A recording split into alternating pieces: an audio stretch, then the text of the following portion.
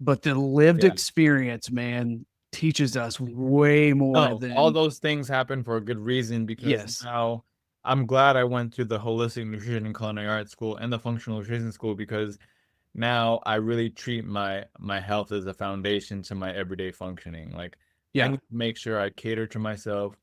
I take time to commit self-care to myself, whether it's cooking for myself, whether it's getting out and moving or whatnot, because I need to make sure I take care of myself so I could be the best version of myself to bring to other people in my network, whether it's my family, whether it's my friends, whether it's my networking partners, customers, prospects. Like, I want to be the sharpest mind out there, or the sharpest mind better than I was the day before.